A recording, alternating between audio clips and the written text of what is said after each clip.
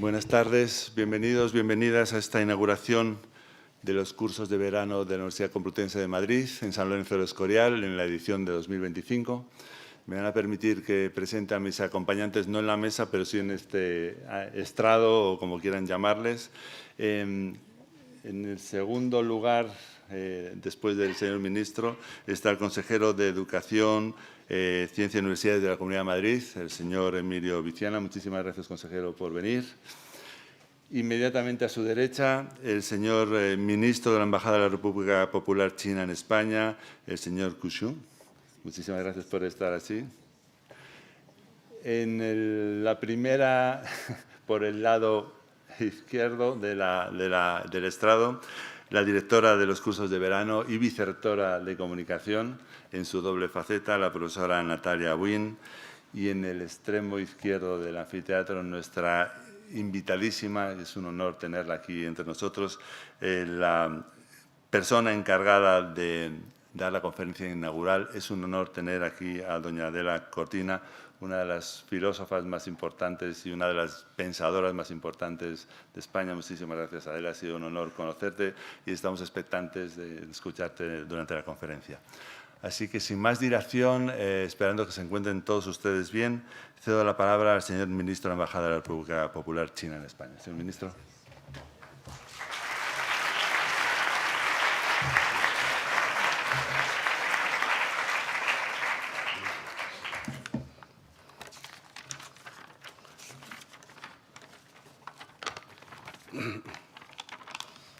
Bueno, excelentísimo señor doctor Joaquín Goyache, el rector de esta prestigiosa Universidad de Complutense de Madrid, excelentísimo señor Emilio, consejero de Educación de la Comunidad de Madrid, y también doctora Natalia, director de este curso de verano, y también la famosa filósofa,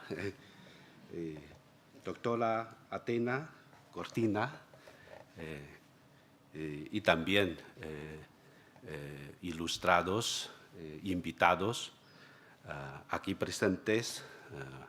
Buenas noches.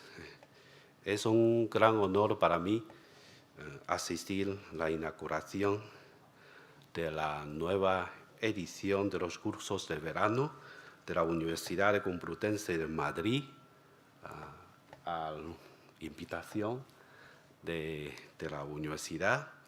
En nombre de la Embajada de la República Popular China en el Reino de España, yo quisiera expresar nuestros profundos agradecimientos y sinceros reconocimientos a la Universidad Complutense de Madrid y a la fundación organizadora, y así como a todos los profesionales que con su gran dedicación y espero han contribuido al éxito de esta iniciativa. Desde su fundación en 1988, los cursos de verano de la Universidad Complutense se ha consolidado como una de las plataformas más prestigiosas e influyentes para el intercambio académico y cultural, no solo en España, sino también en el conjunto de Europa. A lo largo de sus 37 ediciones anteriores, la iniciativa ha cultivado una reputación internacional de alto nivel, gracias a la excelencia de su propuesta académica, la riqueza de su oferta cultural y su sobresaliente proyección en la sociedad.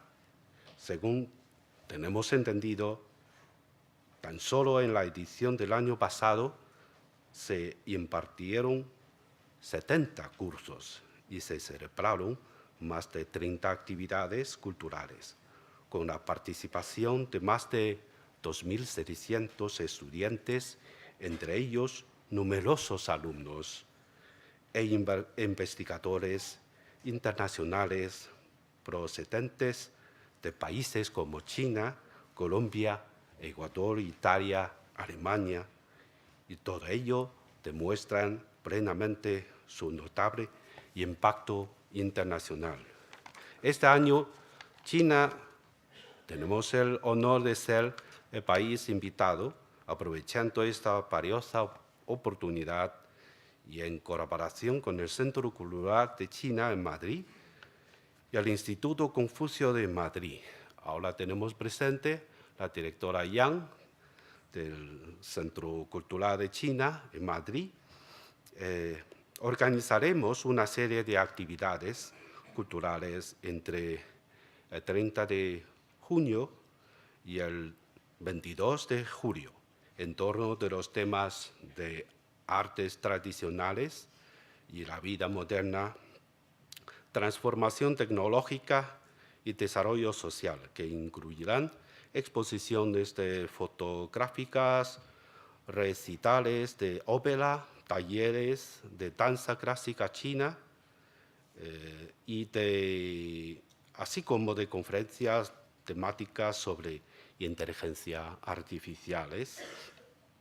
Dichas actividades servirán como una puente para una interacción cultural multidimensional, ofreciendo a los participantes una experiencia única de la cultura china. A través de ello presentamos una imagen de China abierta y confiada que combina lo antiguo con lo moderno, lo tradicional con lo innovador, tanto para los amigos de España como para los de todo el mundo. China y España son dos países con una gran civilización mineraria y también una profunda tradición cultural y una vocación universal hacia el entendimiento entre civilización. A pesar de la distancia geográfica, nuestro pueblo ha mantenido siempre una sincera curiosidad mutua, un deseo constante de acercamiento.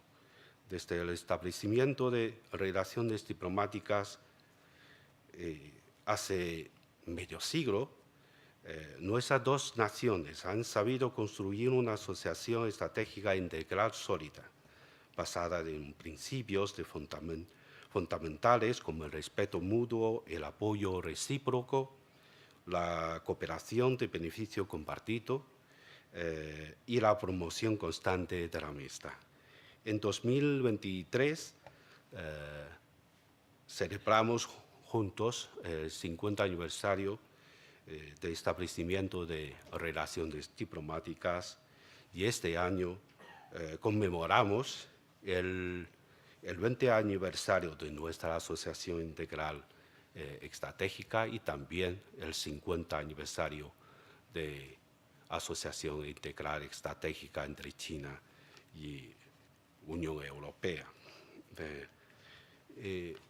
Este año va a marcar un hito histórico y también la madurez de una relación que sigue creciendo y diversificándose.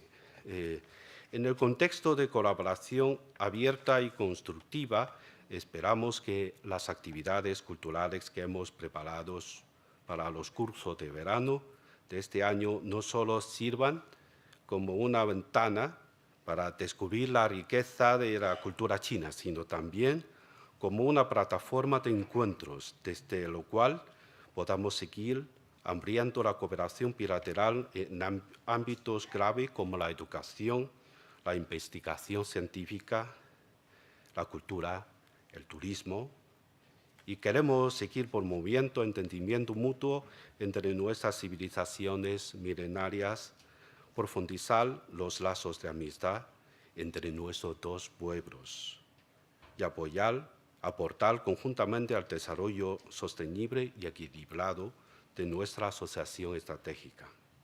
Con esta visión compartida, espíritu de apertura, sigamos avanzando juntos hacia una comunidad de futuro compartida para la humanidad. donde el respeto y el diálogo y la cooperación siguen siendo los pilares de un mundo más armonioso e inclusivo. Para finalizar, les deseo el mayor de los éxitos a la 38ª edición de los cursos de verano de la Universidad Complutense de Madrid, y también les hago una cordial invitación a participar activamente en las actividades temáticas dedicadas a China. Les invito a acercarse a China, conocerla y enamorarse de ella. Conocer a China es conocer las oportunidades, y invertir en China es invertir en el futuro. Muchísimas gracias.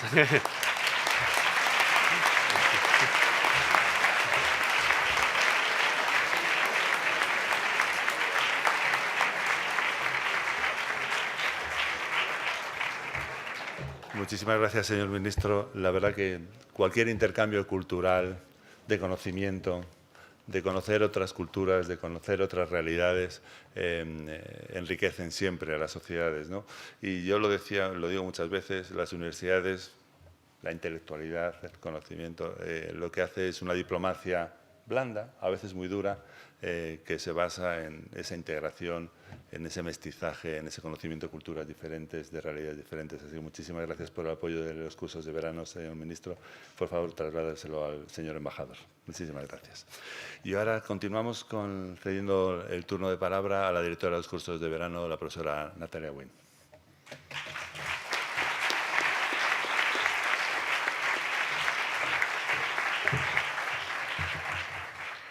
Rector magnífico, querido Joaquín, ministro de la Embajada de la República Popular de China en España, consejero de Educación, Ciencia y Universidades, querida Adela Cortina, equipo rectoral, rector Carrillo, directora de gabinete, decanas y decanos, viceconsejera de Universidades, Investigación y Ciencia de la Comunidad de Madrid, director general de Universidades y Enseñanzas Artísticas de la Comunidad de Madrid, director de la Fundación Madrid+D, alcaldesa de San Lorenzo del Escorial, alcalde de Robledo de Chavela, equipo de coordinación de los cursos de verano, autoridades académicas y de la comunidad científica, amigos y amigas, bienvenidos y bienvenidas a la 38ª edición de los cursos de verano. La verdad es que da gusto ver este teatro tan lleno.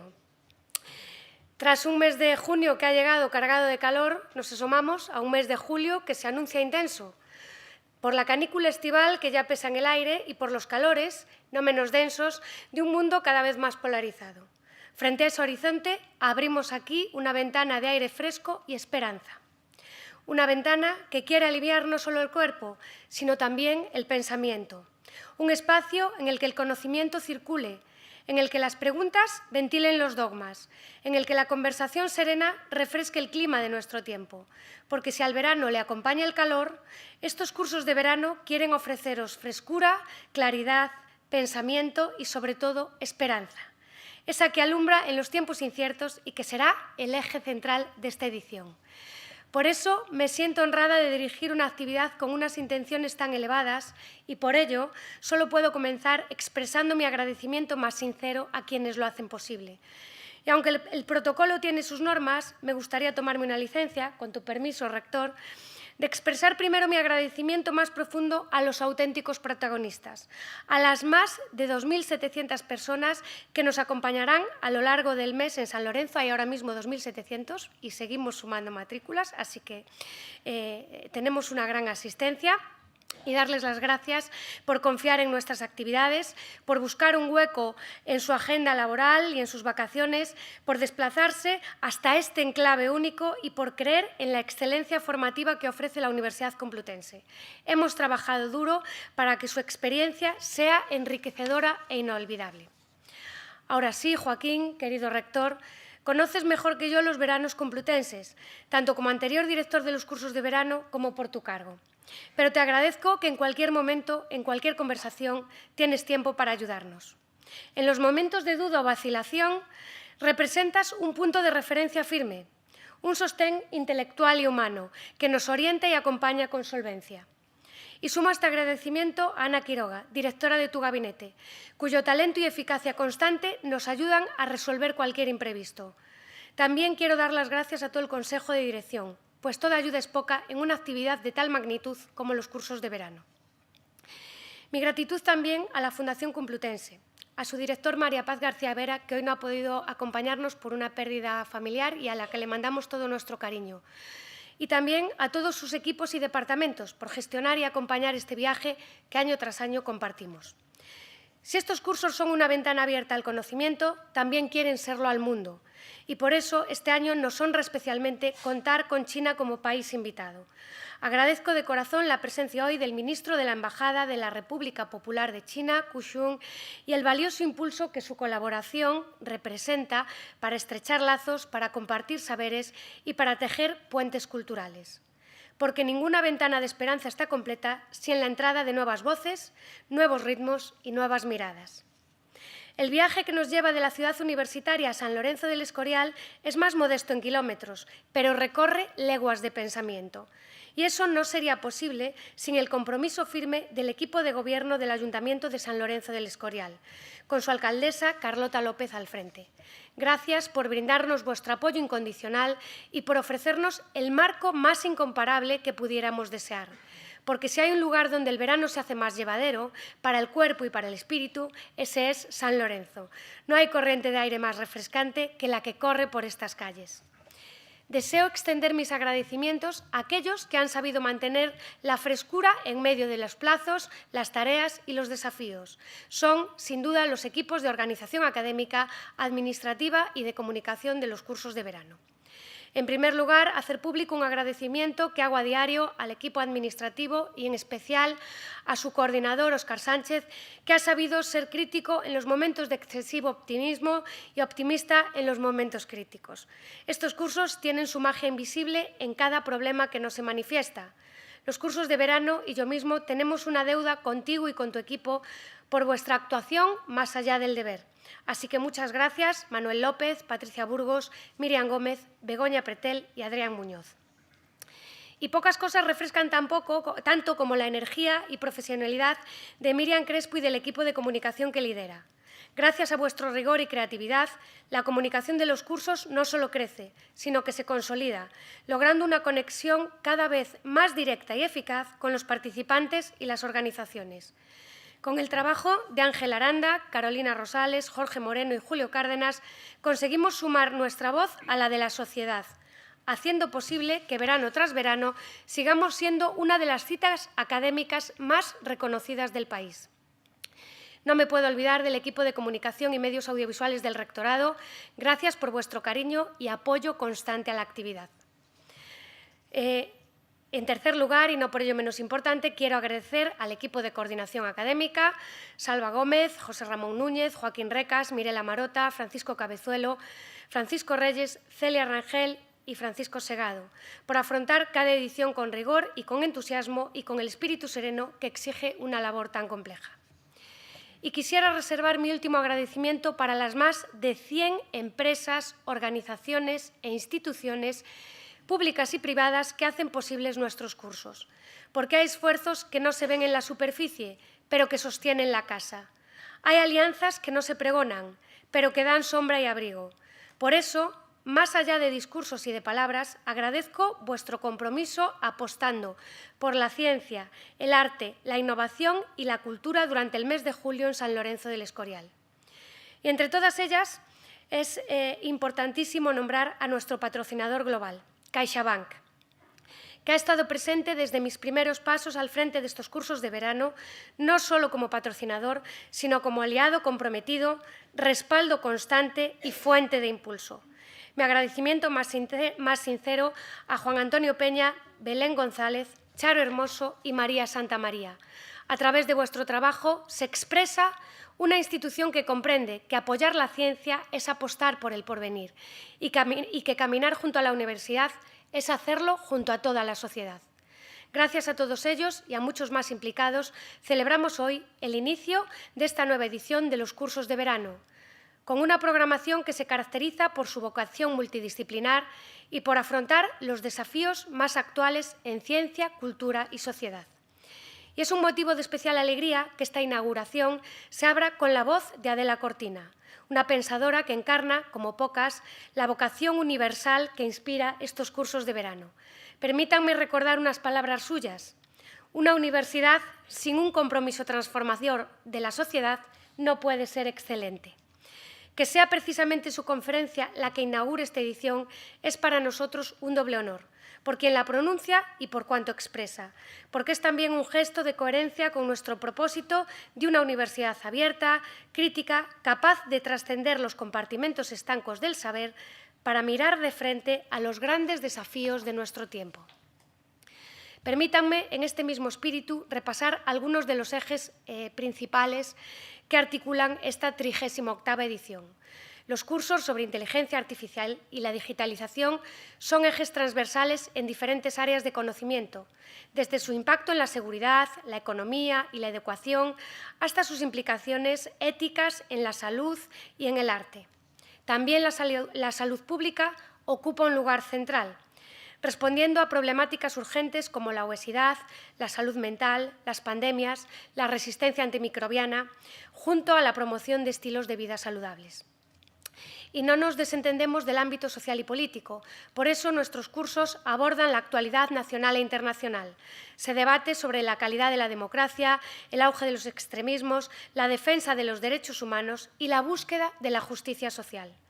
Igualmente, hay un marcado enfoque en la igualdad de género, la sostenibilidad ambiental y la innovación frente al cambio climático.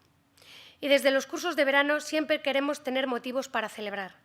Por eso es una fortuna poder conmemorar centenarios literarios como el de Ana María Matute, trayectorias artísticas, efemérides como los 60 años de colaboración entre la NASA y Robledo de Chabela y reflexiones sobre la evolución de museos, bibliotecas y medios públicos. A este mosaico temático se suma la dimensión internacional, la presencia de China como país invitado. A lo largo de estas semanas podremos disfrutar de exposiciones como la muestra fotográfica de fauna salvaje china y de visitas a su centro cultural en Madrid. Además, nos acercarán a su arte, su cine y sus tradiciones a través de talleres, recitales, conferencias y actividades que nos invitarán a descubrir la diversidad y el dinamismo de una cultura milenaria. En cada uno de esos cursos intervienen ponentes del máximo nivel nacional e internacional que recorrerán las aulas de la Universidad Complutense de Madrid y las calles de San Lorenzo del Escorial durante este mes. Para nosotros es un honor contar, entre otros muchos, con el pintor Antonio López, el pianista James Rhodes, los escritores Sergio Ramírez, Luis Mateo Díez y Juan Gómez Jurado, la matemática Clara Grima, el presidente de la RAE, Santiago Muñoz Machado, el nefrólogo y fundador de la Organización Nacional de Transplantes, Rafael Matesanz, las escritoras Carmen Riera, Paloma Díaz Mas, Elvira Navarro o Ana Merino, la presidenta de Paradores de España, Raquel Sánchez, el GEMAD, almirante general Teodoro Esteban López Calderón, la presidenta de la Asociación Profesional de la Magistratura, María Jesús del Barco, el magistrado del Tribunal Constitucional, César Tolosa y otros muchos, como por ejemplo la astronauta Sara García Alonso y el cantante colombiano Carlos Vives, que participará ofreciendo su visión de los retos del español y su proyección a través de la música del castellano, sin olvidarnos de destacados políticos, juristas y científicos de alto nivel, como la expresidenta de Chile, Michelle Bachelet. Y toda esta actividad se realiza en un marco incomparable. En nuestras sedes más queridas, fieles a la tradición, el cuartel de inválidos y voluntarios a caballo, que sigue siendo el centro vivo de nuestra actividad, y el Hotel Exe Victoria Palace, que desde su reciente incorporación ha sabido convertirse, por la cordialidad de su acogida, en parte de nuestra historia común. La vocación de estos cursos es siempre crecer, abrirse y buscar el lugar más adecuado para cada disciplina. Por ello, continuamos celebrando sesiones en espacios que, por su singularidad, enriquecen la experiencia. El Museo del Prado, el Museo del Traje, Robledo de Chabela, el Consejo General del Notariado, el Hipódromo de la Zarzuela, el Club de Golf y el Club de Golf de la Herrería, entre otros. Pero este año, además, hemos querido extender aún más nuestros límites y dar acogida a nuevos ámbitos de la ciudad de Madrid, CaixaForum, el Ateneo, la Biblioteca Nacional, el Museo Thyssen-Bornemisza, el Distrito Telefónica y el Círculo de Bellas Artes, donde celebraremos mañana un concierto de música con el pianista James Rhodes. Y como el saber no reconoce fronteras, hemos querido que parte de esta edición viaje también más allá de Madrid, así que por primera vez la Universidad San Jorge se une también a nuestra aventura estival, además de la localidad de Astorga. De este modo, más de 20 sedes acogerán este verano la palabra pensada, dicha y compartida. Y así, lejos del mundanal ruido, abrazamos el espíritu de Fray Luis de León y nos entregamos al estudio en lugares donde la belleza del entorno se alía con la noble tarea de buscar el conocimiento. Con esta combinación única de temas candentes, expertos de prestigio y escenarios históricos, esta edición de los cursos de verano se erige como un verdadero escaparate del conocimiento, fiel al espíritu fundacional de 1988, servir de foro abierto para el intercambio intelectual y la difusión del saber a la sociedad. Así, en un mundo plagado de polarización y desafíos, guerras, migraciones, crisis ecológicas, revoluciones tecnológicas, la Complutense apuesta por encender luces de pensamiento crítico y diálogo constructivo. Cada curso, cada conferencia y cada debate de esta programación estival buscan iluminar mentes y sembrar ideas, inspirando a profesores, estudiantes y ciudadanos a volver a amar, dialogar e intercambiar conocimientos, tal como proclama Jaume Plensa, el artista que ha creado el cartel de esta edición. Por todo ello, con pasión educativa y rigor académica, os invito a todas y todos a esta 38ª edición. Os invito a recargar el futuro en un verano lleno de aprendizaje, cultura y enriquecimiento colectivo. Os invito, en definitiva, a un auténtico verano complutense. Muchas gracias.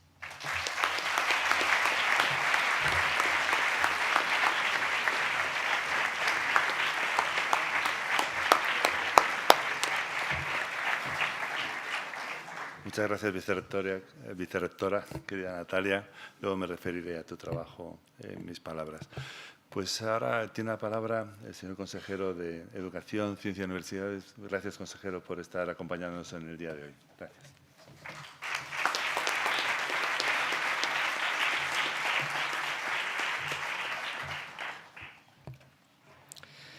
Rector magnífico de la Universidad Complutense de Madrid, don Joaquín Goyache, alcaldesa de San Lorenzo del Escorial, Carlota López, ministro de la Embajada de la República Popular China en España, don Ku Shu, viceconsejera de Universidades, Investigación y Ciencia, Ana Ramírez de Molina, director general de Universidades, Nicolás Casas, directora de los cursos de verano, Natalia Buin, doña Adela Cortina, resto de autoridades académicas y civiles, señoras, señores. Muy buenas tardes a todos. Gracias un año más por invitarme a participar en la apertura de los cursos de verano de la Complutense, en esta ocasión en su 38ª ocasión.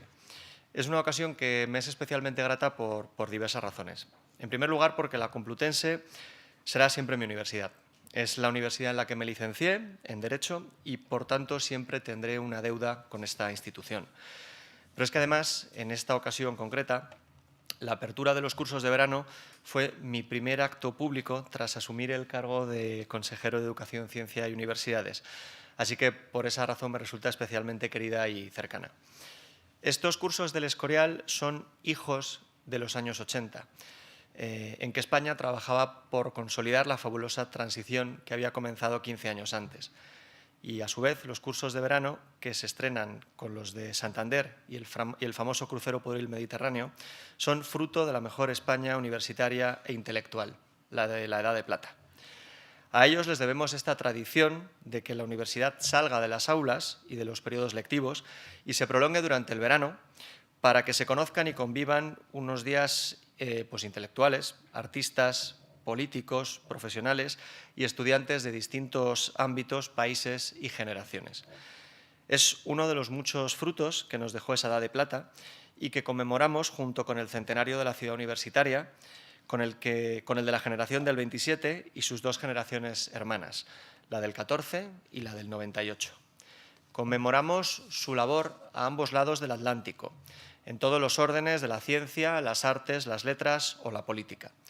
Heredera de aquellas generaciones es la profesora Cortina, que hoy pronunciará la lección inaugural de los cursos acerca de la inteligencia artificial y su dimensión ética. Aunque nos preocupe y nos entusiasme la inteligencia artificial, aquí estamos reunidos en persona. No hay que olvidar que hubo un momento durante la pandemia COVID y en los meses inmediatamente posteriores en que muchos llegaron a preguntarse si no estaríamos presenciando el principio del fin de la universidad presencial o, por extensión, de cursos como estos. Se cuestionaba si seguía teniendo sentido desplazarse a escuchar a alguien cuando ya se había comprobado que todo era relativamente más fácil y menos costoso si se hacía online. No solo las clases, también las reuniones, las conferencias o ir al cine. No es mi intención, desde luego, despreciar todas las ventajas que tiene poder aprender a distancia, pero también creo que hay que reivindicar el poder de citas como las que hoy da comienzo, en las que la presencia, el contacto personal, tienen un valor único que la tecnología no puede ni podrá reemplazar. Así que bienvenidos sean estos cursos de verano, paradigma de ese factor humano, y bienvenida sea, por supuesto, la colaboración de empresas privadas, fundaciones, medios y diferentes instituciones públicas que hacen posible que la oferta sea tan plural. La Consejería de Educación, Ciencia y Universidades, en particular, ha contribuido a poner en marcha 3 cursos que les recomiendo ya para finalizar. Versan sobre neurotecnología, el que dirige el profesor Rafael Yuste, sobre los sectores tecnológicos estratégicos, a cargo de la Directora General de Investigación e Innovación Tecnológica, Marina Villegas, y finalmente el curso sobre la IA aplicada a la calidad universitaria, dirigido por el director de la Fundación Madrid+D, Federico Morán. Y más de 80 alternativas sobre humanidades, cultura y ciencia, y una veintena de actividades que ha reunido la Fundación y que este año llegan incluso más allá del Escorial. Así que, una vez más, gracias a la Fundación por todo su ingente trabajo y por hacer del Escorial y otros enclaves madrileños el lugar idóneo para seguir aprendiendo y cultivando la amistad intelectual. Muchas gracias.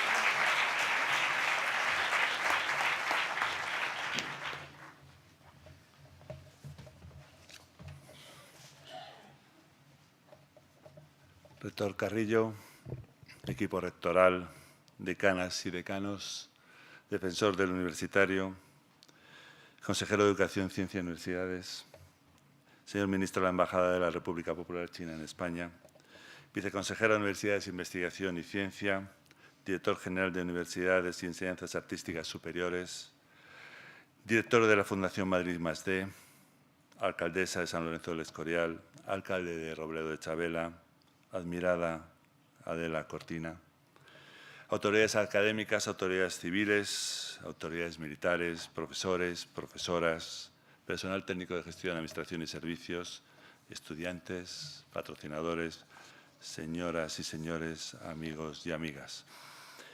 Pues han pasado 12 meses desde la edición anterior, parece mentira. Y he de reconocer que para mí ha sido un año especialmente complicado y ya nada que ustedes lean el periódico o vean los telediarios sabrán por qué. Y ha sido un año complicado, 12 meses complicados. Ya la edición anterior ya había empezado esa especie de martirio que he pasado. Y han sido muy complicados en lo judicial, en lo político, en lo comunicativo y en lo social, pero sobre todo en lo familiar y personal. Pero eso ya es pasado y desde luego no es relevante para hoy. Y desde luego lo que quiero transmitirles es la emoción de estar aquí, de estar inaugurando estos cursos de verano, acompañados de ustedes, con mis compañeros de estrado, con amigos, con personas que sonríen, que quieren aprender, que quieren estar. Porque los cursos de verano, y especialmente San Lorenzo del Escorial, querida Carlota, son un refugio, una esperanza para mí.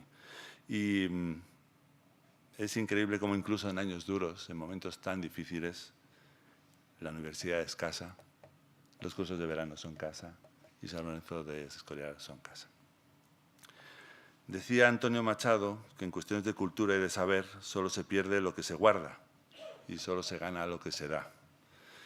Y la verdad que el espíritu de los cursos de verano, en todas sus dimensiones, es compartir el saber. Nada más generoso que todo eso. Y que hemos compartido mucho y seguiremos compartiendo en el futuro.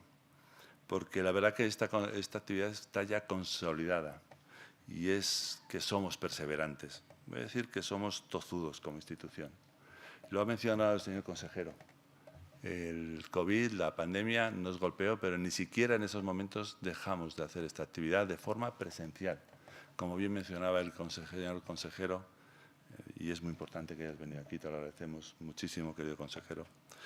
Es importante, y aquí está, supongo, Miguel Ángel Cabasermeiro, el anterior director en aquella época de pandemia, donde logramos hacer las actividades un poquito más restringidas en tiempo y en número, y donde no hubo ni un solo contagio.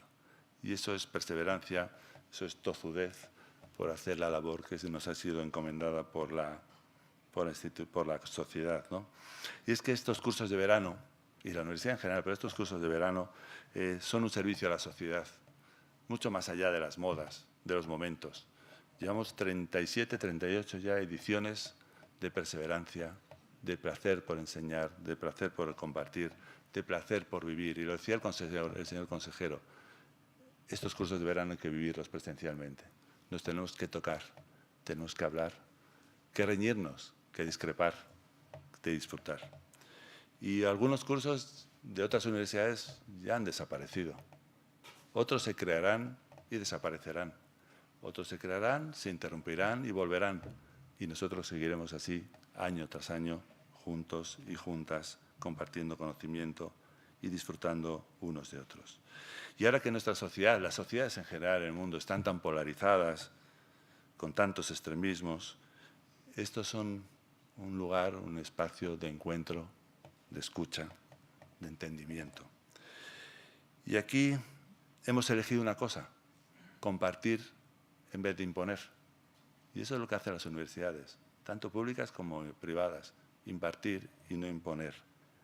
No reñir, no chillar, escuchar, disfrutar, comprender. Y esto todo ha sido posible a muchos equipos humanos, a muchísimas personas. Estos cursos de verano serían nada si solo se basaran en un cartel, maravilloso el cartel de Jaume Plensa, al que estoy tremendamente agradecido y que ha pasado a la historia de nuestra historia, perdón, valga la redundancia, de los cursos de verano. A muchos equipos humanos, yo formé parte de uno de hace ya unos cuantos años en la edición de 2012, pero me voy a referir a una mención especial a la profesora Wynne y a su equipo de coordinación. Yo no sé cuánto tiempo va a aguantar este trabajo la profesora Wynne. Está haciendo doblete de vicerrectora de comunicación y directora del curso de verano. Todos queremos que siga, pero yo no sé si su cuerpo le va a permitir y su cabeza seguir tanto tiempo. Tienes un equipo maravilloso, tú estás haciendo una labor impagable. Te ruego que en lo que puedas, sigas. A ver qué me dice luego. Pero aparte de la directora y su equipo de coordinadores maravilloso, quiero destacar a mis amigos, mis amigas que están en la trastienda. En el traspatio, que decimos, ¿verdad, profesor Briones, cuando hablamos de producción en traspatio, con gallinas y estas cuestiones, que están en la parte de atrás, con una labor callada de muchos meses, que no se ve hasta que se ve cuando todo funciona. No saben lo complejo que es organizar todo esto. Los directores y coordinadores entramos y salimos, y ellos siempre están, ellos y ellas. Así que muchas gracias a todos. No os voy a decir el nombre, pero seguro que me olvido de alguno, y algunos ya se han ido después de muchísimo tiempo. Y es verdad que esa labor ha sido amparada, apoyada, soportada por la Fundación General de la Universidad Complutense de Madrid, y estoy muy agradecido tanto a todos sus componentes, especialmente a la directora, la profesora Maripaz García Vera, y a su gerente, Luz Zuloaga, y todo su gran equipo. Y hoy quiero disculpar de nuevo a la directora porque una cuestión personal de gravedad, un fallecimiento, un familiar, le ha impedido estar aquí porque se ha tenido que desplazar a Talavera. Pero todo esto tampoco sería posible si no fuera por este equipo organizador, por la Fundación, por todas las personas que están trabajando, por los ponentes, por los directores de los cursos, los secretarios de los cursos, el estudiantado. No sería posible sin esas más de 100 empresas, instituciones patrocinadoras que han apostado por la universidad. Porque nuestra idea es que la universidad y la sociedad civil forman una alianza indispensable e indestructible. Y gracias a todas las instituciones que nos han apoyado durante muchos años, algunos también de forma tozuda, durante muchísimos años, pese a las dificultades. Pero de nuevo también, y no puedo pasar de agradecer la presencia y el apoyo de nuestro patrocinador global, CaixaBank, de Juan Antonio, de Belén, de Charo, de María, que pese a las dificultades siguen ahí, luchando por esta universidad, sonriéndonos todos los días, pese a que a veces no cumplimos los objetivos desde la universidad que nos marcamos al principio de este noviazgo, que, bueno, alguna dificultad tenemos, pero que seguiremos de la mano todo el tiempo que queráis. Agradezco al señor ministro, a la Embajada de la República Popular de China en el Reino de España, porque nos hace una ilusión tremenda conocer su país, su cultura, su arte, su historia. Nos va a ayudar a conocer ese maravilloso país que yo he visitado 3 veces ya, en un año y poco, a poder comprender esa cultura, esa dimensión de ese maravilloso país, repito, con una mirada libre de prejuicios y con ganas de colaborar. Muchísimas gracias, ministro. Es un honor que nos hayáis apoyado en esta edición. ¿Qué decir de Adela Cortina? De verdad que nadie más representativo para hablar de la inteligencia artificial y democracia. Caray, no puede haber más actualidad que en esto, en los momentos que estamos pasando. Es un honor tenerte aquí y estoy seguro que tu conferencia va a ser, como siempre, un éxito. Y me quería referir, y aunque hemos deslocalizado mucho los cursos de verano, a los ya tradicionales de Madrid, Robledo y Chavela, muchas gracias, alcalde, por tu apoyo, a que nos hemos ido a Astorga, a Zaragoza, a múltiples localizaciones en Madrid. Yo sí que quiero hablar de esta ciudad, patrimonio de la humanidad, que en realidad es un patrimonio emocional, que es San Lorenzo del Escorial. Y quería, Carlota, a ti y a tu corporación y a la ciudadanía de San Lorenzo del Escorial, no puedo estar más agradecido. 38 ediciones ya, 37 culminadas con éxito, otra que va a culminar con éxito también. Mi máximo agradecimiento por permitirnos invadiros durante unas semanas. Y volver aquí es volver a casa. Gracias, Carlota. Y ya se ha dicho, y más de 100 actividades entre culturales y actividades de cursos, más de 20 actividades culturales dirigidas a la sociedad, y todos los temas son actuales y todos los temas son necesarios. Yo diría que todos los temas son imprescindibles. Y al final los cursos se han convertido en un espacio no solo para aprendizar, sino también para disfrutar. Y aquí es aprender por el mero placer de aprender. ¿Y qué hay más generoso y motivador que eso? Aprender sin la presión de un examen, sin la presión de rendir cuentas, sino simplemente para aprender lo que te apetece aprender. La oferta es maravillosa y tú eliges dónde quieres estar. ¿Qué mejor que eso? No hay un programa cerrado que nos obligue a hacer cosas. Y bueno, ya termino porque ahora lo importante es la conferencia de Adela. Quiero agradecer a todos ustedes, al señor consejero y a su equipo, al señor ministro de la Embajada, a la dirección de los cursos, a todos ustedes por su presencia, por creer en una universidad como un espacio de encuentro. Los cursos son, como decía, más que un programa. Los cursos siembran ideas y recogen ilusiones. Gracias por volver a permitirme sentirme en casa. Muchas gracias.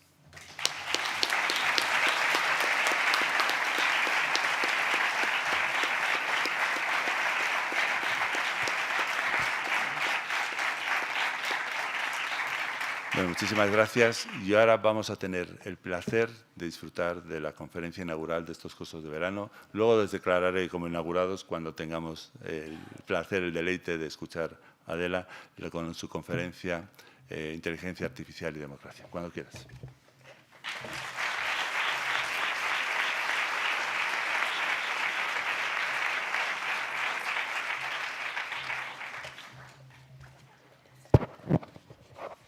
No sé qué pasa, que cuando subo a un estrado siempre tengo que bajar el micrófono porque el anterior siempre ha sido más alto que yo.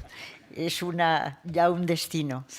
Bueno, ante todo yo quiero dar las gracias más profundas a la Universidad Complutense, a los cursos de la Universidad Complutense acá en el Escorial, en la figura de su rector, de Joaquín Goyache, y por supuesto de la directora de los cursos, de Natalia Wynn. Muchísimas gracias, porque para mí es un verdadero honor poder estar.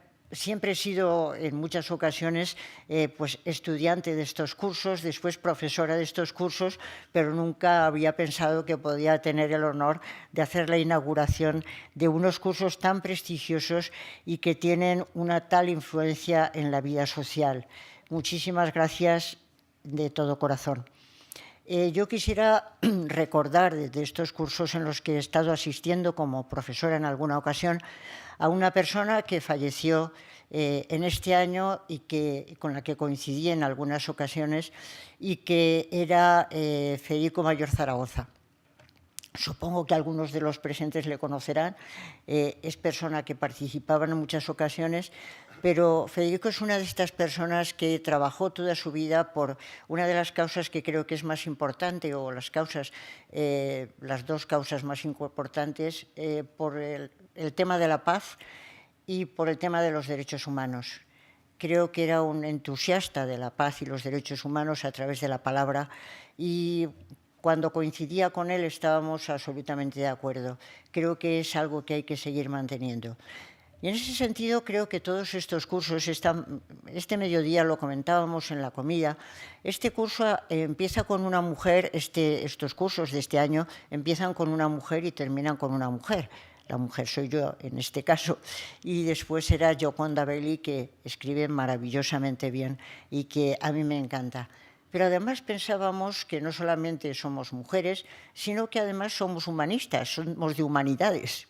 Somos de humanidades, y me parece verdaderamente hermoso que empecemos y acabemos con cursos de humanidades, y también que tomemos conciencia una vez más de que humanidades, ciencias y técnicas tienen que trabajar conjuntamente por el bien de la humanidad, porque no hay ni un solo problema que se nos presente en estos momentos que no necesite el concurso de todos los saberes. Y por eso es una verdadera desgracia que en muchas ocasiones las facultades de humanidades, las de letras, las de ciencias estén separadas abismalmente. Tenemos que trabajar todos juntos, tenemos que hacer un mundo entre todos los saberes y entre todas las culturas. Y de las culturas, los valores de las culturas, los valores de las personas, que a mi juicio se tienen que hacer no desde las cumbres, sino desde los valles, desde el diálogo de persona con persona, porque creo que es cuando uno se cuenta verdaderamente cerca y a gusto. El tema que yo les había propuesto hoy era uno de los temas que está sobre el tapete, que es el de la inteligencia artificial y la relación con la democracia. No es un tema sencillo, es un tema muy complicado. Aquí voy a decir unas pocas cosas, pero nos tiene que llevar para mucha reflexión, para mucho diálogo, y además para mucho diálogo intercultural, porque es un tema que nos desborda desde el punto de vista global, y tenemos que hacer frente a ese tema global con una ética y una política globales. Realmente va a ser mi principal mensaje. No tenemos más remedio que tomar acuerdos mundiales para responder a los retos que son globales, como puede ser el de la inteligencia artificial. La inteligencia artificial nació en el pasado siglo, cargada de amenazas y también de promesas. Tanto los temerosos frente a las amenazas como los entusiastas de las promesas reclamaron dotar a la inteligencia artificial de una ética. ¿Se trataría de una ética de los sistemas inteligentes en el sentido del genitivo subjetivo del término, o de la ética con que los seres humanos debemos tratar a los sistemas inteligentes? ¿Sería una ética de los propios sistemas inteligentes que van a adoptar unos valores desde los que actúan, o será una ética con la que los seres humanos tenemos que tratar a los seres inteligentes, a los sistemas inteligentes, a la inteligencia artificial? ¿Sería una cosa u otra? 3 posiciones al menos se delinearon al respecto. En primer lugar, el monstruo de Frankenstein inspiraba lo que se llamaba una frankenfobia, que reclamó una ética para las máquinas capaz de defender a los seres humanos frente a sus posibles amenazas. La inteligencia artificial nació dentro de toda unos mensajes de pavor, de terror, de que las inteligencias artificiales van a acabar con la humanidad, una serie de leyendas tremendas, y por eso gente recelaban y decían el monstruo de Frankenstein. Yo quiero recordar que el monstruo no era Frankenstein, sino que un científico llamado Frankenstein creó un monstruo el cual lo que le ocurría, y a mí me parece maravillosa, la leyenda de Mary Shelley, lo que le ocurría es que se siente solo, no encuentra ningún semejante y le dice a su creador: ¿por qué no haces otro semejante a mí? Porque yo estoy solo y esto es un sufrimiento. Esto hay que aprenderlo. La soledad es un sufrimiento y el monstruo es alguien que se encuentra solo y que quiere encontrar a un semejante. De todas maneras, la expresión frankenfobia ha venido a decir que hay una fobia hacia la inteligencia artificial, hacia los sistemas inteligentes, porque hay miedo y porque hay cantidad de leyendas y hay cantidad de películas que tratan este tema como si fuera un tema de terror. En segundo lugar, esta era una de las posiciones. En segundo lugar, otra de las posiciones era la contraria, la de los entusiastas de la inteligencia artificial. Y aquí estaría todo el tema del transhumanismo y el posthumanismo, que ustedes conocerán, la convicción de que íbamos a conseguir, mediante la inteligencia artificial, crear una especie distinta, una especie más allá de la especie humana, que nos permitiría superar todas las debilidades de los seres humanos. Acabaríamos con la muerte, acabamos con la enfermedad, acabaríamos con la vejez, estaríamos en otro nivel. En el extremo contrario, los entusiastas de la Revolución 4.0 aseguraron que la inteligencia artificial ayudaría a resolver los problemas de la vida cotidiana, introduciendo la magia de los algoritmos para tomar decisiones en todos los ámbitos de la vida social, incluso dejando esas decisiones en sus manos, sustituyendo los débiles cerebros humanos por la fuerza de la computación o la conectividad. El paso de servirse de los sistemas inteligentes a delegar en ellos es verdaderamente grave. Y yendo más allá, un buen número de científicos, y esto sería la tercera posición, aseguramos que incorporando valores morales en las máquinas, como el amor, la compasión y la solidaridad, crearemos una nueva especie superior a la humana concebida. Un mundo de paz y felicidad que pondrá fin al reinado del Homo sapiens a la época del Antropoceno, marcada por las guerras y la depredación de la naturaleza, y todavía más implicaría superar el biocentrismo.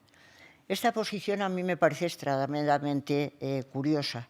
Autores como Mo Gaudat, antiguo director ejecutivo de Google, proponen extender la Declaración de Derechos Humanos a una declaración de todos los seres inteligentes y autónomos, una declaración universal global de los derechos globales.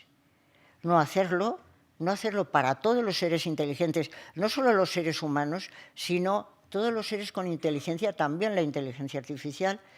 No hacerlo, dicen, sería discriminatorio, incurrir en especismo, al atribuir a la especie humana y a los seres vivos un estatus superior frente a las inteligencias artificiales cuyo sustrato no es biológico, sino de silicio.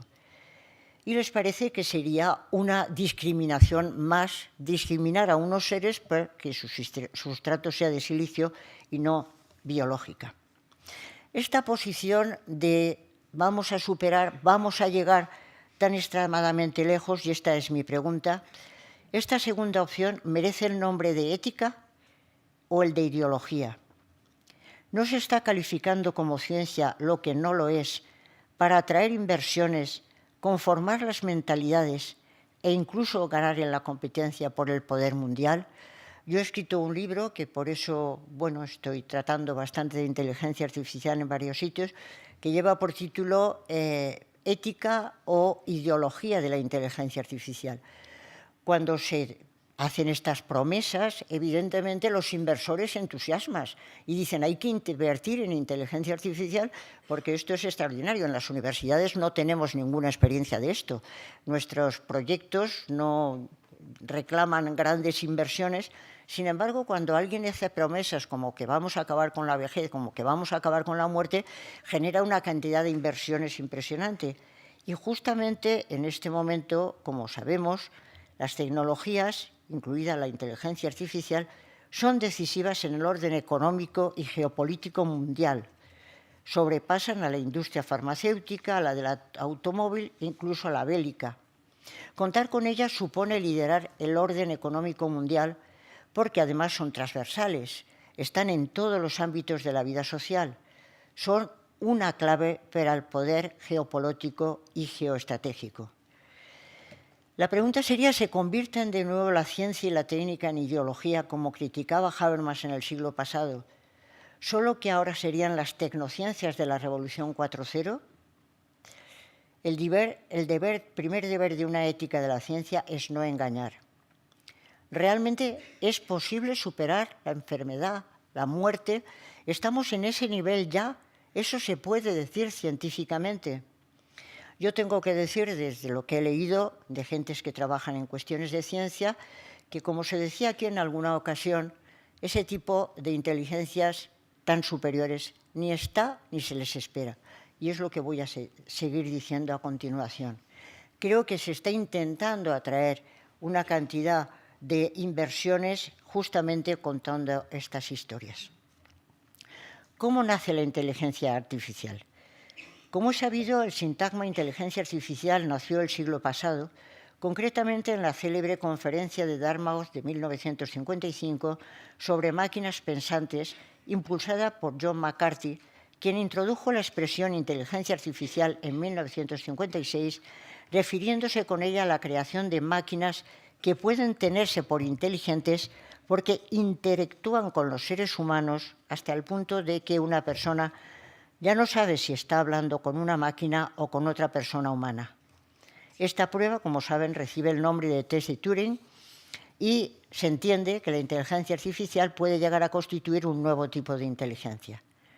En la declaración fundacional de la propuesta para un proyecto de investigación en verano sobre inteligencia artificial en Dartmouth de 1955, se dice expresamente, y cito textualmente, que el estudio procede sobre la base de la conjetura de que cada aspecto del aprendizaje o cualquier otra característica de la inteligencia puede en principio ser descrito con tanta precisión que puede fabricarse una máquina para simularlo.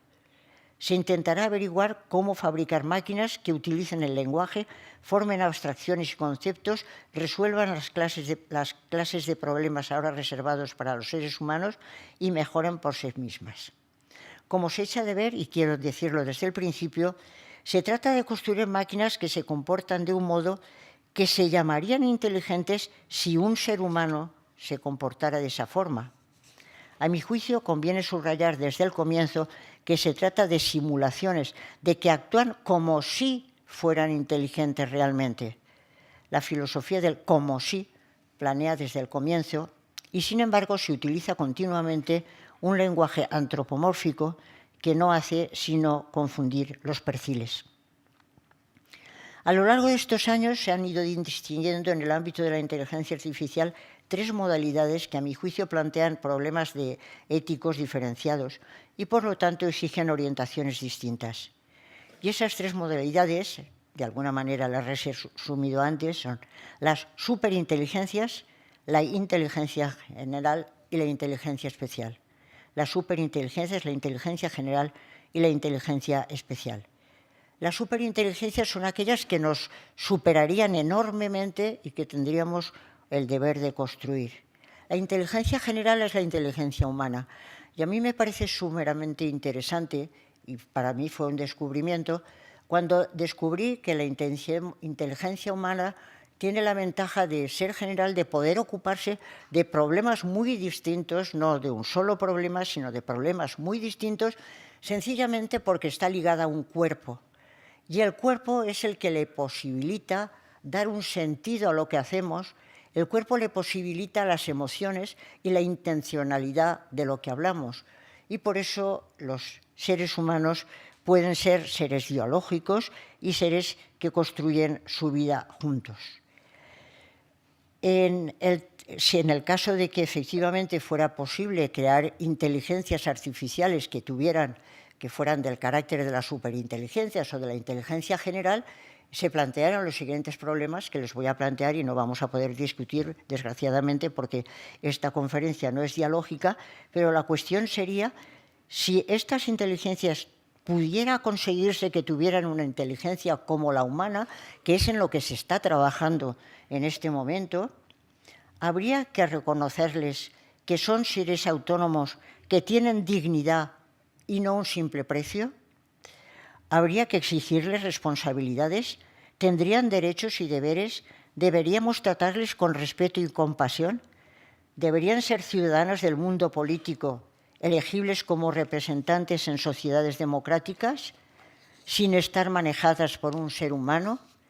Los problemas se están planteando. Habría que ampliar el mundo de la ciudadanía, el mundo de los votantes, a todas estas inteligencias que serían generales y solamente serían diferentes de los seres humanos en que el sustrato es de silicio y no es biológico. ¿Por qué no tienen que poder votar y no tener que formar parte de la ciudadanía? Por último, estaría la inteligencia especial, que es la que lleva a cabo trabajos específicos. Es la propia de sistemas inteligentes capaces de realizar tareas concretas de forma muy superior a la inteligencia humana, porque pueden contar con una inmensa cantidad de datos y también con algoritmos sofisticados que pueden llevar a resultados. Es lo que tenemos desde 1958 en diversos ámbitos. Recordarán perfectamente cómo efectivamente se ganó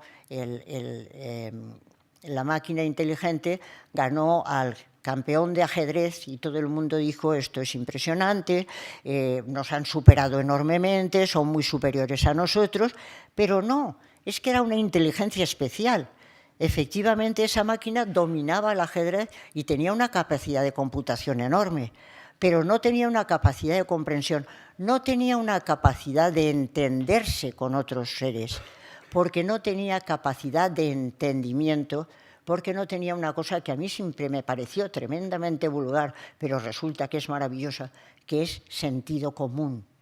La inteligencia general lleva sentido común, y el sentido común lleva a poder dialogar con otros, que es lo mejor que tenemos los seres humanos. El poder dialogar unos con otros, el poder entendernos unos con otros. Las inteligencias artificiales no pueden, por el momento, no sé si en el futuro, ya veremos, del momento no.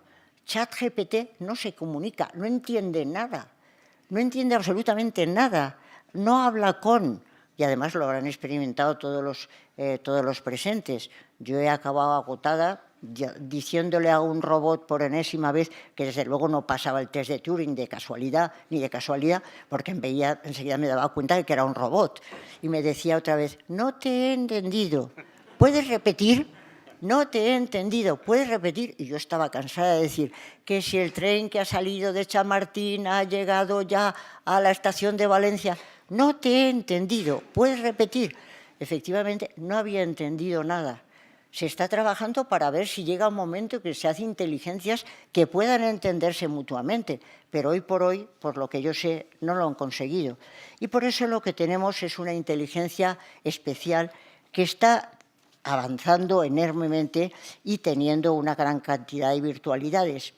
Se puede conseguir con la ayuda de algoritmos que una gran cantidad de avances en el sector de la salud, los diagnósticos, los tratamientos, en la predicción climatológica, en la productividad, en la eficiencia empresarial, en todos los ámbitos de la vida social se puede ampliar enormemente la inteligencia humana, aplicándolo a esos distintos campos, porque entonces es una inteligencia aumentada. Considerar esta triple modalidad de inteligencia artificial nos llevaría a bosquejar, a mi juicio, 3 tipos de ética, y de eso me he ocupado en el libro que he mencionado, pero ahora solamente voy a resumir lo siguiente. Creo que efectivamente, de momento, por mucho que lo pretenda gente como Kurzweil, que diga que acabaremos con la muerte, creo que dijo en 1948, así, vamos a acabar, o un poco más allá, me queda un poco corta, que acabaríamos con la muerte, pues no parece que eso sea muy plausible. Parece que estamos bastante atrasados en eso y creo que lo que hay que hacer es crear códigos de ética y códigos políticos que sean cada vez más lo más universales posible. Tenemos que trabajar en el nivel no solamente local, sino en el nivel mundial, porque los temas que nos están desafiando son temas mundiales y tenemos que dar respuesta en el nivel mundial, no en el de cada uno de los países, no en el de cada uno de los lugares, no en el de cada una de las culturas, sino que tenemos que trabajar codo a codo porque las respuestas tienen que ser mundiales. En ese principio, como saben los presentes, se están creando códigos de ética y códigos políticos que están traspasando las barreras y que ya son de muy distintos países y se está diciendo que hay que hacer una gobernanza mundial, una gobernanza global de inteligencia artificial que pueda poner coto a los desmanes y que pueda sacar todo el provecho de unos sistemas que son verdaderamente valiosos. Pero a la vez, lo que habría que hacer, entiendo yo, es ir instilando en las programaciones de los sistemas inteligentes pautas éticas para que se comporten como colaboradores de los seres humanos. Ya están colaborando una serie de robots cuidando a ancianos, en robots los automovilistas, las máquinas autónomas, que serían las máquinas bélicas también, están, no se puede decir tomando decisiones, están actuando, pero sin depender de tener continuamente a un operador humano operando continuamente. Tienen que tener ya unos valores en sus cerebros, que serían cerebros de silicio, tienen que tener ya unos valores para que puedan actuar en los momentos concretos. Y aquí se plantearían dos tipos de problemas. ¿Cómo actuar? Uno de los problemas es técnico. ¿Cómo insertar valores en ese tipo de mentes de los sistemas inteligentes? Y hay gentes que están trabajando en ello. ¿Cómo hacerlo mecánicamente? Esa es una cuestión técnica. Pero después llega un problema moral impresionante.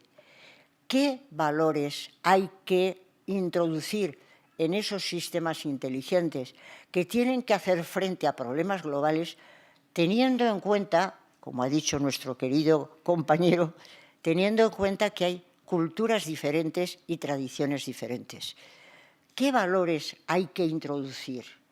¿Cómo hacemos ese diálogo intercultural, no separado, porque hay que tomar decisiones de poner a las máquinas unos valores que sean comunes, que afectan a todos los seres humanos y a la naturaleza? ¿Qué problemas tenemos comunes? Podremos decir una gran cantidad. El cambio climático, el reto de la inmigración forzada, que a mi juicio es uno de los más duros que existen, el reto de la pobreza, el reto del hambre, las desigualdades injustas. Tenemos que hacer frente desde distintos valores culturales, pero tenemos que ir encontrando valores comunes, no hay más remedio. Como decía mi maestro Carlo Toapel hace más de medio siglo, las consecuencias de la ciencia y de la técnica tienen un alcance global en lo que hace a las personas y a la naturaleza, pero las respuestas éticas y políticas se mueven en la microsfera de las relaciones cotidianas, en la mesosfera de los países y rara vez en el nivel mundial. Hay una asimetría entre los problemas y los retos globales y las respuestas éticas y políticas que están en la microsfera, en los países y muy rara vez en el nivel mundial. Y, sin embargo, tenemos que establecer un diálogo universal, se hace indispensable para decidir lo que yo quisiera plantearles hoy, y no podemos dialogar, hacia dónde queremos ir como humanidad, hacia dónde queremos ir como humanidad. Porque los retos que tenemos abarcan a toda la humanidad, no a cada uno de los grupos concretos solos, hacia dónde queremos ir como humanidad. Cuando apareció la inteligencia artificial, ¿hacia dónde íbamos caminando? Fue el momento en que se estaba produciendo lo que se llama la tercera ola de la democratización, que ustedes habrán oído hablar, de la que hablaba Huntington. Se estaba produciendo la tercera ola de la democratización, cada vez la democracia iba sumándose a más países iban asumiendo la democracia porque les parecía superior a otras formas de políticas. Y en ese sentido es muy importante que en la encuesta mundial de valores de 2017-2022 se muestra que el 80% de los ciudadanos en todo el mundo, 117 países y en todas y cada una de las regiones geoculturales, consideran bien o muy bien tener un sistema democrático. El problema que viene ahora es qué entendemos por democracia. Para eso tenemos que entablar diálogos. Los diálogos no tienen que venir a que vamos a hablarnos y que nos visitamos. No, hay que entablar diálogos porque la democracia es el tipo de régimen político más valorado, pero la cuestión es ¿y qué se entiende por democracia? Bueno, ese es un tema que tenemos que debatir y en ese camino es en el que íbamos marchando. En ese momento es en el que se planteó que por lo menos había una cosa en que todos los sistemas que llamaríamos democráticos están de acuerdo y en que se busca el bien común. Todos buscan el bien común. Y en eso aparecieron una serie de procedimientos que daban mucho juego a la inteligencia artificial. En abril de 2018 se celebraron elecciones municipales en un distrito de Tokio con más de 150.000 habitantes llamado Tama Town. Entre los candidatos se presentó un robot ginoide con rasgos femeninos que se llamaba Michihito Matsuda. ¿Quién? ¿Podemos decir quién? Era un robot. ¿Quién quedó tercera en la segunda vuelta con 4.013 votos? Se presentó a las elecciones y quedó la tercera con 4.013 votos. Michihito había prometido acabar con la corrupción y ofrecer oportunidades justas y equilibradas para todos. Y su propuesta había generado una elevada aceptación. Según Michihito, el algoritmo, mediante el machine learning, podría sustituir las debilidades emocionales de los seres humanos causa de malas decisiones políticas, de corrupción, nepotismo y conflictos, cambiarlos por un análisis objetivo de los datos generados acerca de las opiniones, expectativas, preferencias y costumbres de la ciudadanía. La información que Michihito podría recabar sería muy superior cuantitativamente a la que podría lograr cualquier mente humana, y la ausencia de emociones garantizaría la imparcialidad. Esas son las razones que estaban dando los votantes. Michihito tiene una gran cantidad de datos que dicen qué es lo que preferimos, mucho más que lo que tiene una mente humana, pero además, y a mí esto me parece muy triste, como no tiene emociones, puede decidir imparcialmente y eso me parece a mí verdaderamente lamentable. La gente decía una inteligencia artificial fuerte sería capaz de predecir hechos y consecuencias y de aplicar políticas basadas en el bien común, que a fin de cuentas es la meta que legitima la existencia de la actividad política. ¿Qué más se puede pedir a un representante político? Evidentemente, detrás de Michihito se encontraban seres humanos.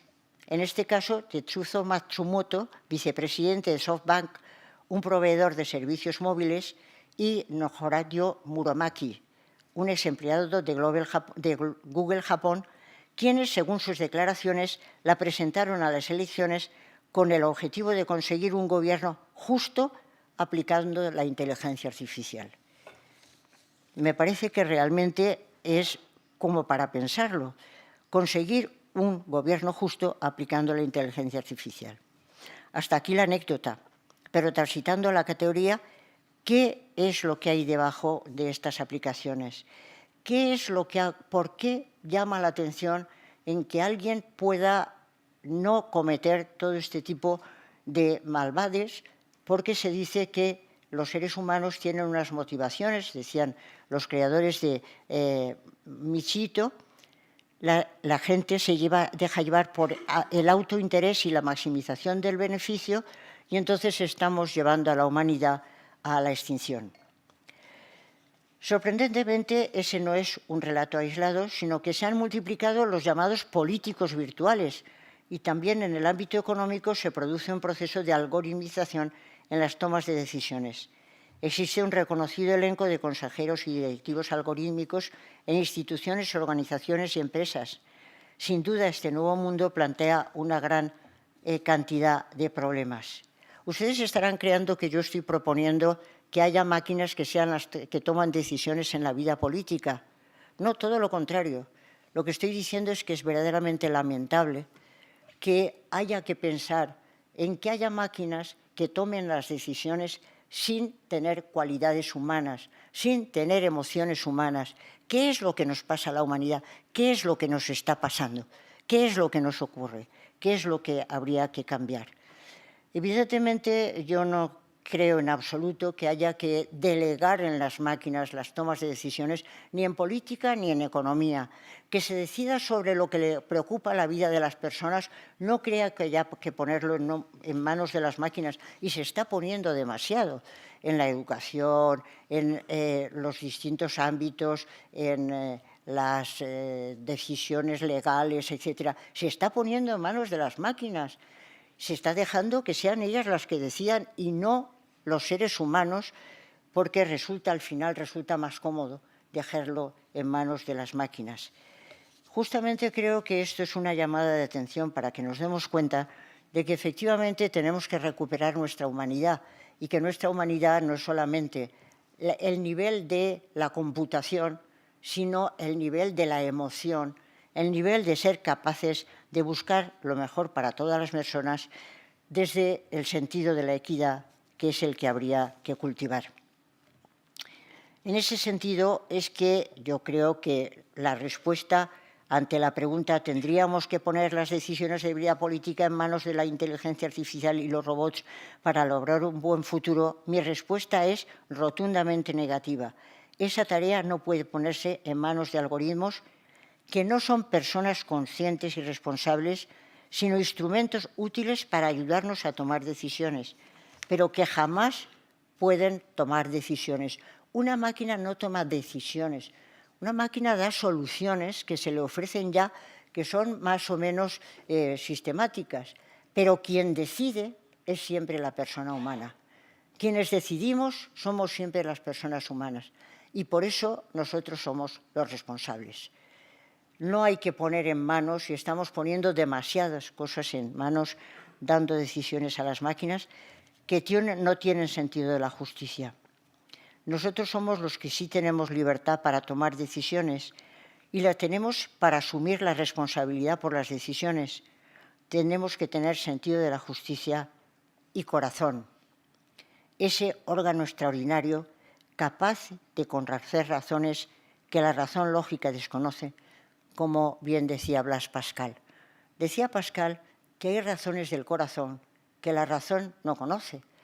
Y lo que se refería con razón es que esa razón computacional, que es capaz de hacer una lógica de algoritmos maravillosa, no conoce las razones del corazón, que son fundamentales para tomar decisiones justas. El que no tiene sentido de la justicia tampoco puede llevar a tomar decisiones juntas. Y ya en el mundo humano, en el siglo XXI, contamos con la ventaja de que tenemos una extensa red de comunicaciones que se articula a través de una gran cantidad de plataformas y que nos permiten conectarnos. Pero lo que ocurre es que el avance en la conectividad, que podría convertirnos en protagonistas de nuestra historia, no comporta un progreso en la comunicación. Conectarse no es comunicarse.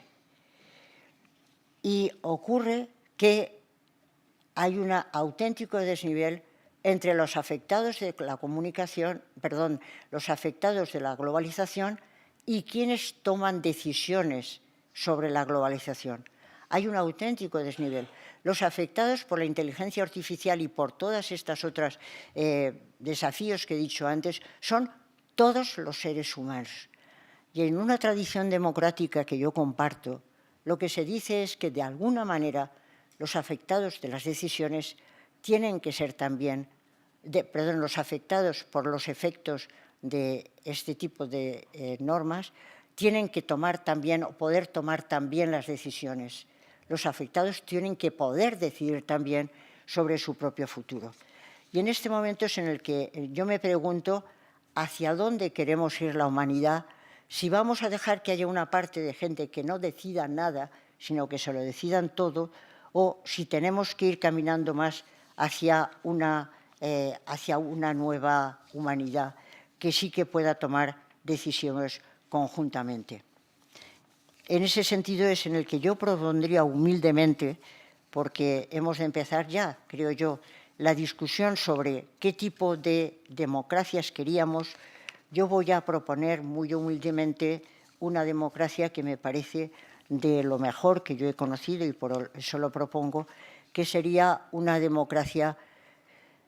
Es para empezar a dialogar en el juego de las democracias, es para empezar a dialogar. Tenemos que sacar todas las cartas y ponerlas sobre la mesa, y creo que de la mejor experiencia que ya tengo es la de una democracia liberal social, que sea además una democracia deliberativa. ¿Qué sería una democracia liberal social? Pues una democracia liberal social es aquella que está dispuesta a reconocer los derechos de las personas, los derechos civiles y políticos, económicos, sociales y culturales, la libertad de expresión, de asociación y reunión, la libertad de conciencia, la libertad de tomar las decisiones, la libertad de dialogar, y también los derechos económicos, sociales y culturales que encarnan el derecho al trabajo, el derecho a la alimentación, el derecho a todo lo que conocen ustedes de la tabla de derechos. Creo que son núcleos fundamentales para una buena democracia. Y además, haciéndolo desde lo que se ha llamado una democracia deliberativa.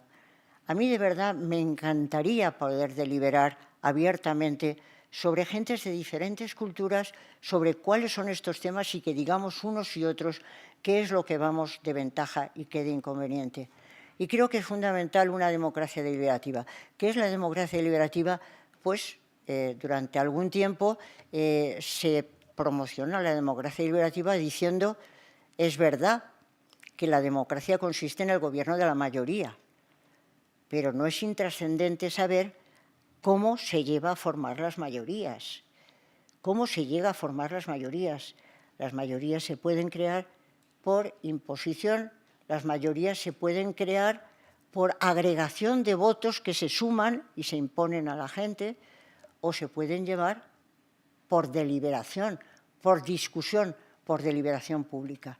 Y entonces hubo una discusión muy interesante en nuestros países, y era la de si hay que optar por una democracia agregativa o por una democracia deliberativa.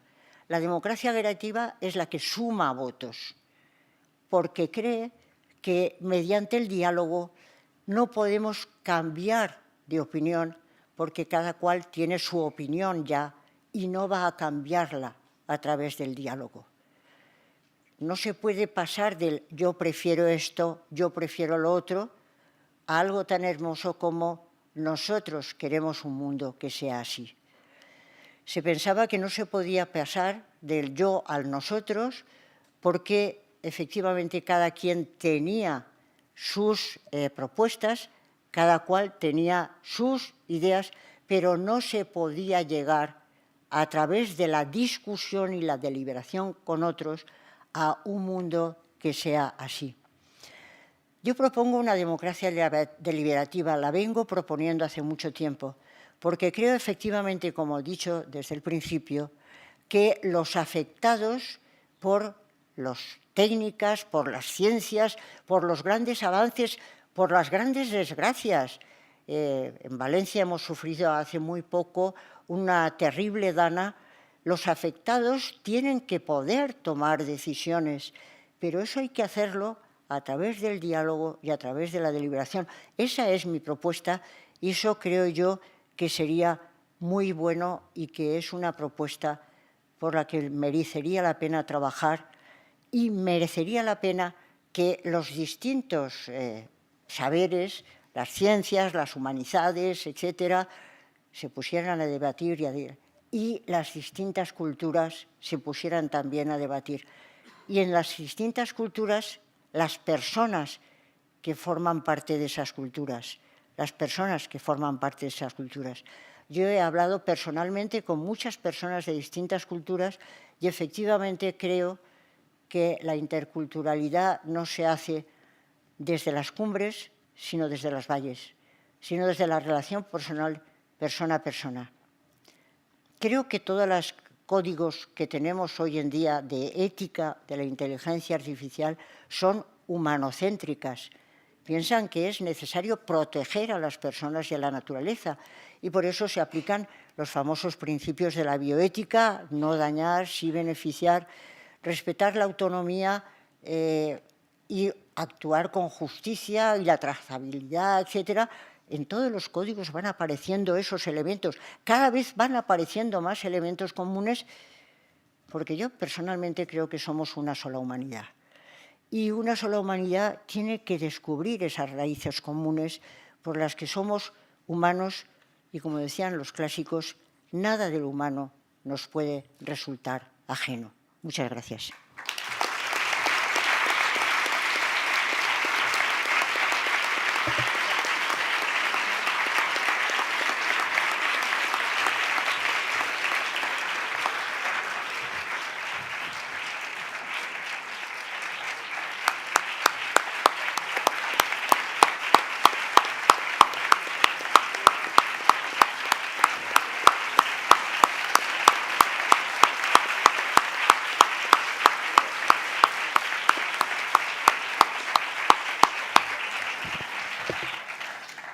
Querida Adela y admirada Adela, maravillosa conferencia. No sé por qué me has hecho pensar en cuestiones de mi juventud.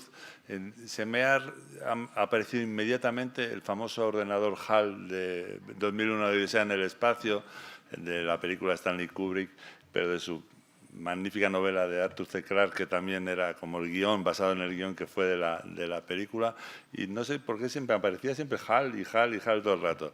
Y luego me he acordado, que no me acuerdo el título, de una novela corta, de un cuento corto de Isaac Asimov, donde supongo que sería un algoritmo, decidía una única persona que emitía el voto y elegía al presidente de Estados Unidos por un algoritmo. No sé por qué me han venido estas cosas de viejo, no creo que sea. Pero tampoco están mal pillado, ¿eh? O sea que... Y ahí me he dado cuenta que soy ya mayor y que tengo la cabeza para separar las orejas. Me salía Arthur C. Clarke, pero no me salía Stanley Kubrick. Y me salían todas las películas de Stanley Kubrick, desde Espartaco, pasando por un montón de cosas, y no me salía su nombre y de repente ha salido. Bueno, muchísimas gracias por tu conferencia. Creo que nos ha motivado a todos y nos ha dado muchísimo que pensar. Y qué importante es esa unión entre la ciencia, la tecnología y las humanidades, la filosofía, la ética. Desde luego, muchísimas gracias, Adela, por tu maravillosa conferencia. Gracias.